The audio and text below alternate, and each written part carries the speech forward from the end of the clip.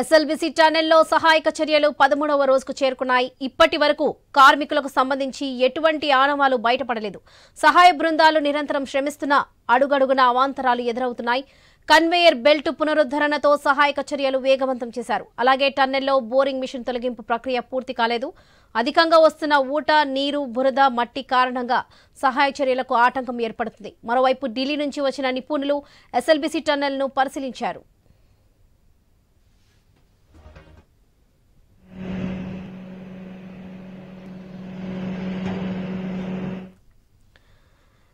SLBC టన్నెల్లో సహాయక చర్యలు 13వ రోజుకు చేరుకున్నాయి. ఇప్పటి వరకు కార్మికులకు సంబంధించి ఎటువంటి ఆనవాలు బయటపడలేదు. ఇదే విషయానికి సంబంధించి మరిన్ని అప్డేట్స్ మా ప్రతినిధి వెంకటేష్ అందిస్తారు. వెంకటేష్, ప్రస్తుతం అక్కడ అప్డేట్స్ ఏంటి? వరలక్ష్మి, 13వ రోజు కూడా ఎస్ఎల్బీసీ వద్ద సహాయక చర్యలు అయితే కొనసాగుతున్నాయి. ఎస్ఎల్బీసీ సొరంగంలో సమస్యాత్మకంగా మారిన బురద మట్టిని తొలగించేందుకైతే అధికారులు వాటర్ జెట్లను వినియోగిస్తున్నారు.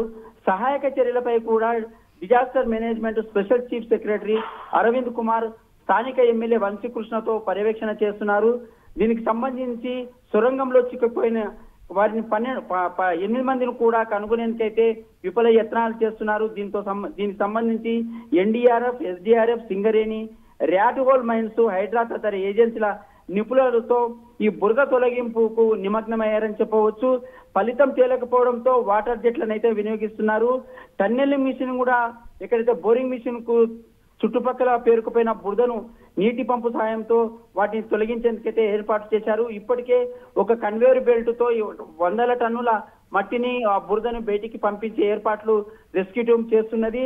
దీనికి తోడు ఇప్పుడిప్పుడే సొరంగంలో ఏదైనా ప్రమాదకర జోన్లు ఉన్నాయా, టీబీఎం మిషన్ తొలగిస్తే మన ప్రమాదం చోటు చేసుకుందనే దానిపైన కూడా రెస్క్యూ టీం ఆందోళన వ్యక్తం చేస్తుందని చెప్పవచ్చు.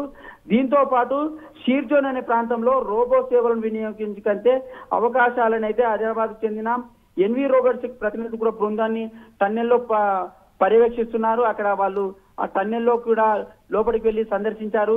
ఎలాంటి పరిస్థితుల్లో రోబోలను వినియోగించాలి, గతంలో కూడా సీఎం రేవంత్ రెడ్డి కూడా ఈ టన్నెల్ కు సంబంధించి ప్రమాదం జరగకుండా, ఇతర ప్రాణ నష్టం జరగకుండా రోబోలను వినియోగించుకోవాలి అన్న నేపథ్యంలో ఇప్పటికే నేషనల్ సెంటర్ ఫర్ టెక్నాలజీ ప్రతినిధి కూడా సొరంగంలోకి వెళ్లి అక్కడ పరిస్థితులను అధ్యయనం చేస్తున్నారు. సహాయక చర్యలో ఎదురవుతున్న ఆటంకాలను పరిష్కరిస్తూ పనులు వేగవంతం చేసే విధంగా ఇప్పటికే ఎన్డీఆర్ఎఫ్, సిఆర్ఎఫ్ ప్రతినిధుల బృందం కూడా ఆ ప్రాంతాలలో ఎక్కడైతే ఉపరితలం ఉందో అక్కడ ప్రాంతాలలో కూడా అడవి ప్రాంతాల్లో కూడా వాళ్ళు పరిసరాలను జీపీఆర్ పరికలతో అన్వేషిస్తున్నారని చెప్పవచ్చు. ఇప్పటికే టీఎంబీ ఎక్కడైతే టీఎంబీ టన్నెల్ వద్ద టీబీఎం నమూనాను కూడా ఏర్పాటు చేశారు. దీనికి సంబంధించి ప్రతి అంశానికి సంబంధించిన ముందరికి టీబీఎం మిషన్ ఏదైతే నమూనా ఉందో దాన్ని చూసుకుంటూనే ముందల భవిష్యత్తులో జరిగే పనులపై వాళ్ళు అధికారులతో వివరిస్తున్నారు.